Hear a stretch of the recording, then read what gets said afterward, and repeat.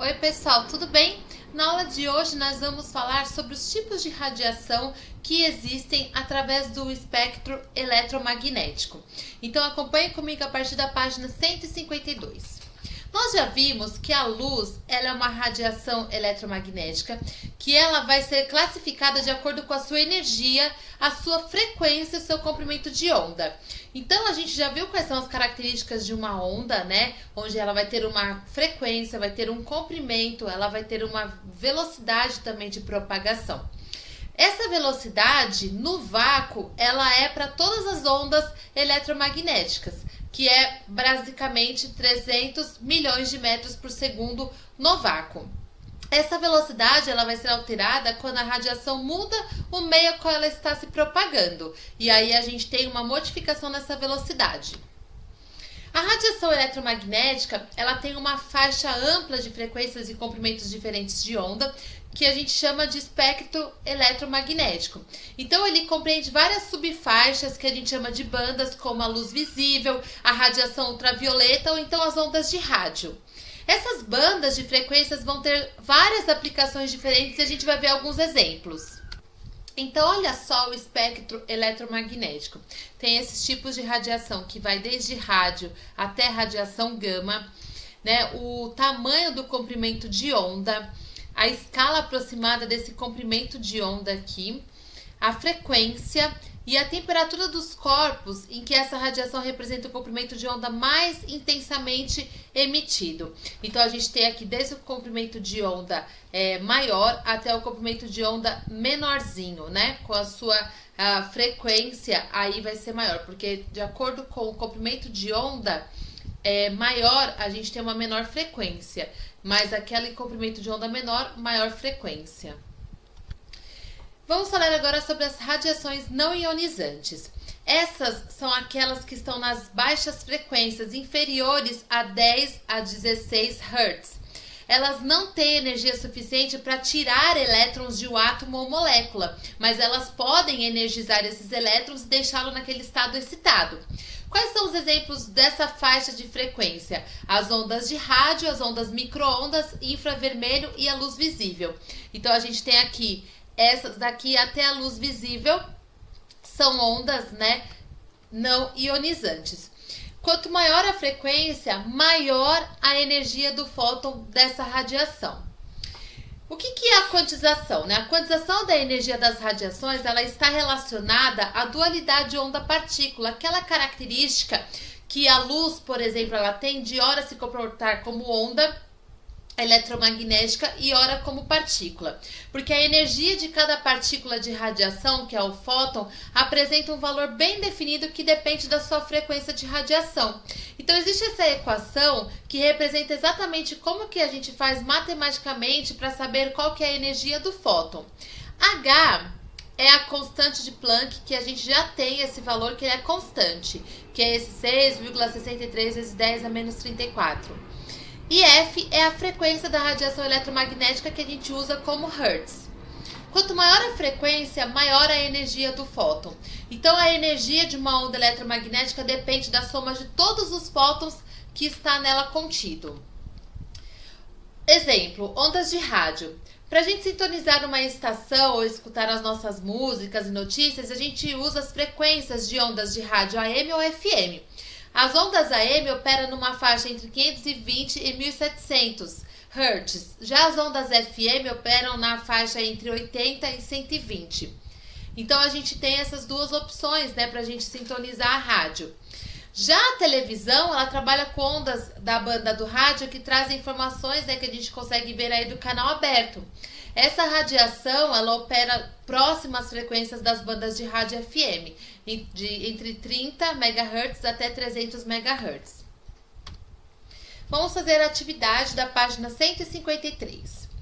Com base nos conteúdos já estudados, responda qual é o processo inverso da excitação de um átomo. O átomo, quando ele está excitado e o elétron pula para a camada mais energizada da eletrosfera, depois para retornar a gente tem a desexcitação do átomo ou o que a gente chama de relaxação do átomo.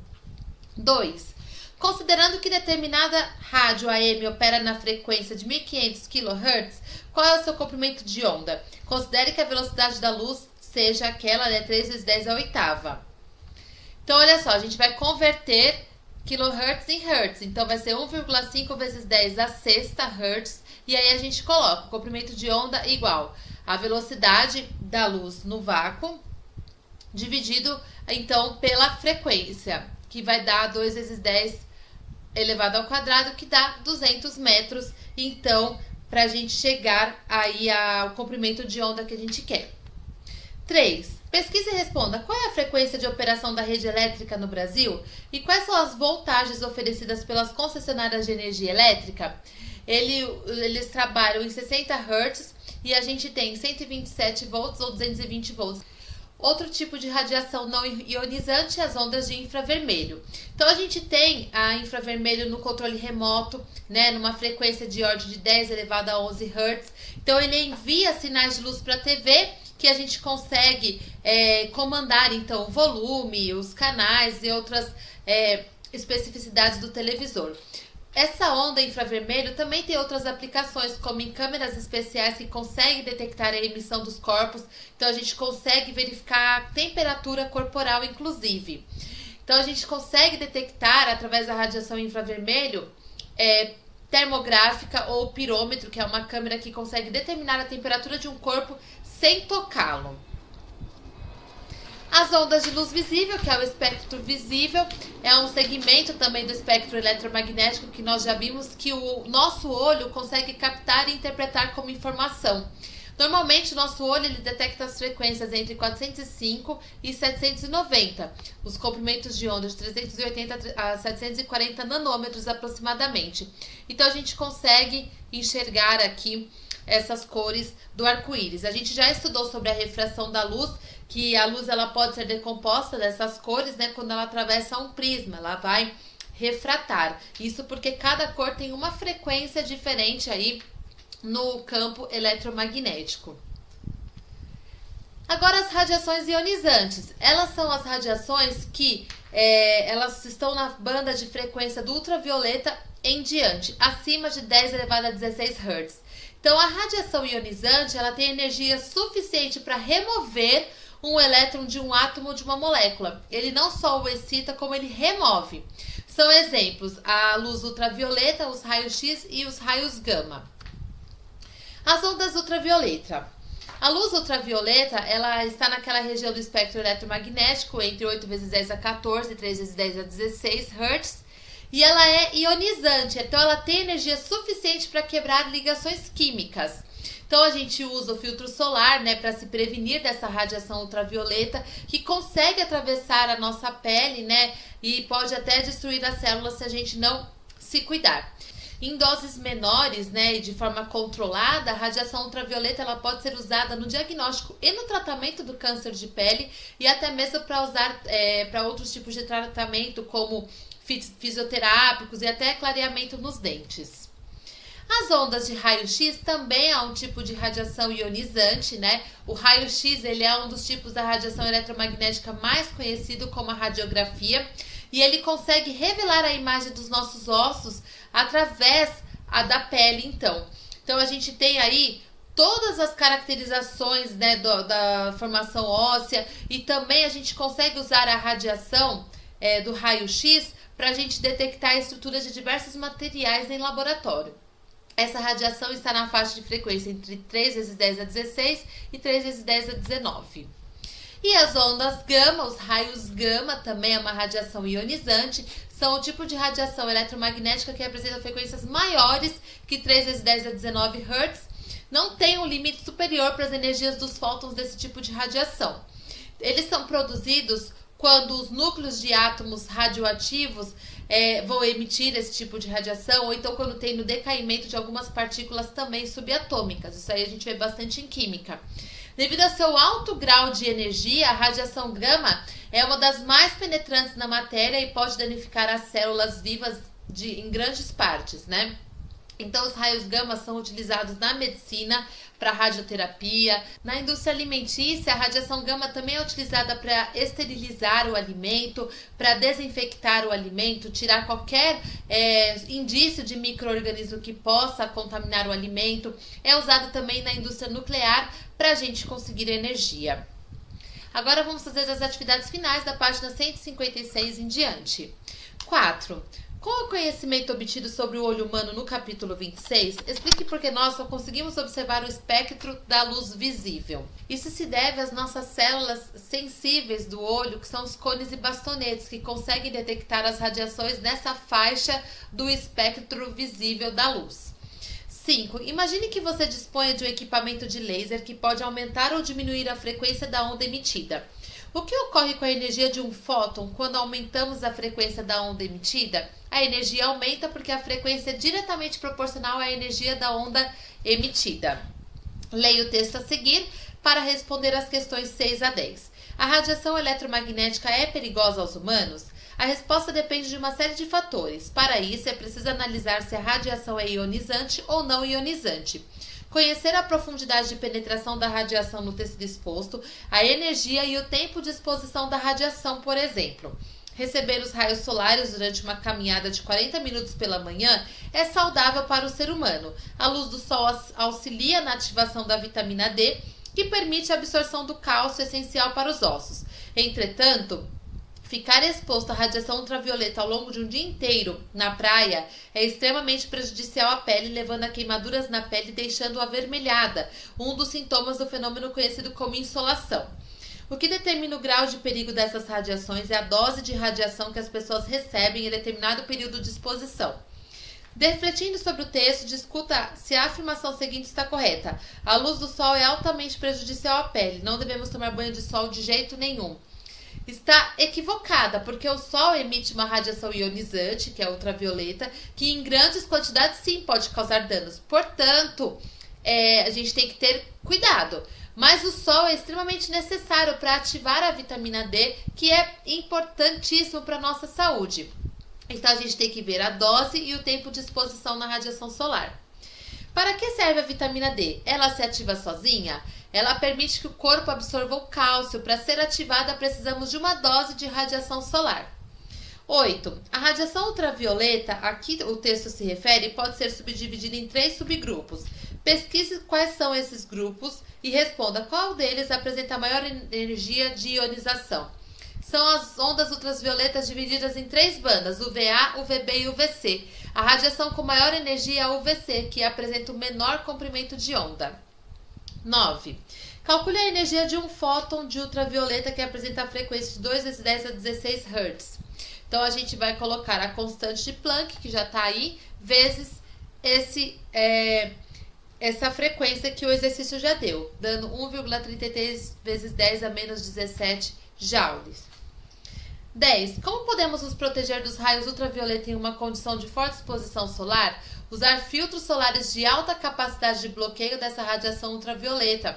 Usar roupas adequadas que bloqueiem a radiação solar e também utilizar óculos de sol com barramentos dos raios UV. 11. A radiação X, com comprimentos de onda entre 0,01 nanômetros e a 10 nanômetros, tem frequência menor do que a frequência da radiação gama, cujos comprimentos de onda estão na faixa de 10 elevado a 12 metros a 10 elevado a 14 metros negativos, tá? 12.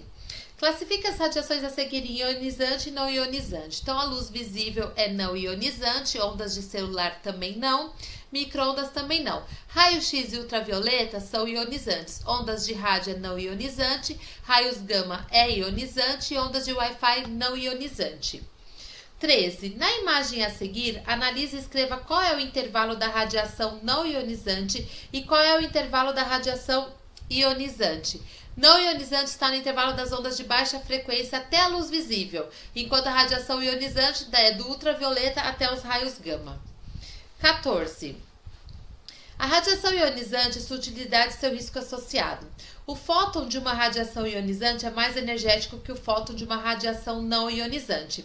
Assim, sua capacidade de ejetar elétrons de uma estrutura molecular ou atômica torna essa radiação perigosa à saúde humana.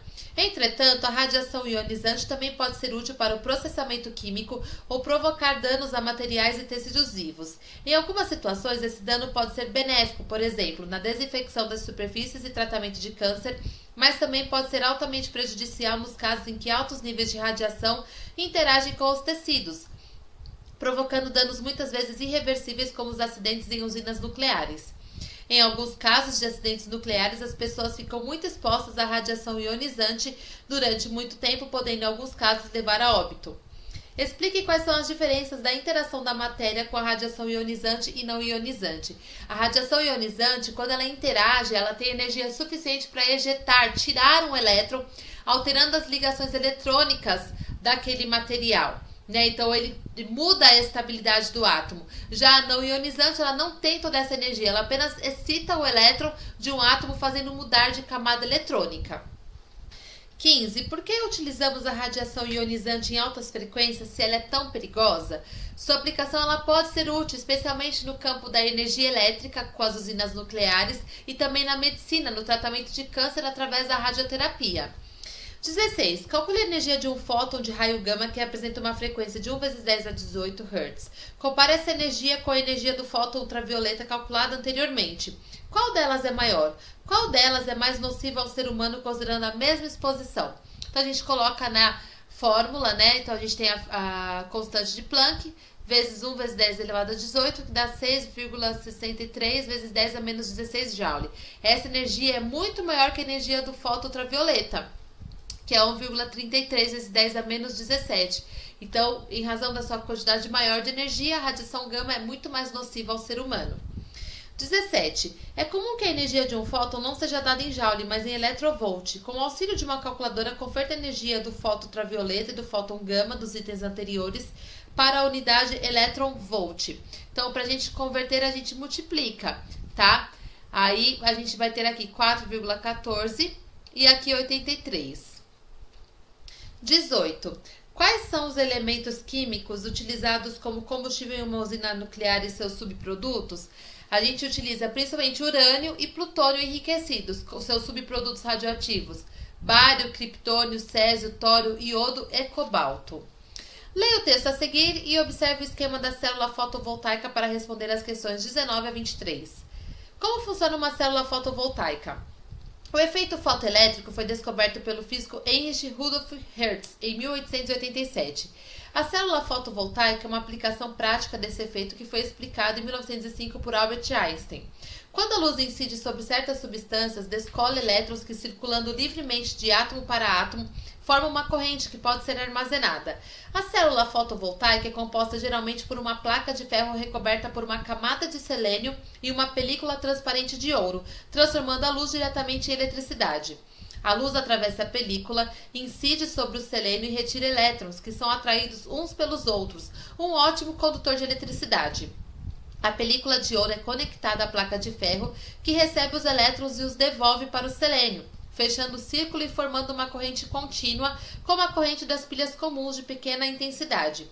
Esse tipo de energia comum em satélites de comunicação só não é utilizado em larga escala devido ao seu baixo rendimento e alto custo, mas é empregado para projetos experimentais e alguns tipos de relógios e calculadoras. Segundo o texto, o que é efeito fotoelétrico? Quando a luz ela incide sobre algumas substâncias, ela descola elétrons que circulam livremente de átomo para átomo e formam uma corrente que pode ser armazenada. 20. A explicação do efeito fotoelétrico rendeu o prêmio Nobel a qual cientista? A Albert Einstein, em 1921.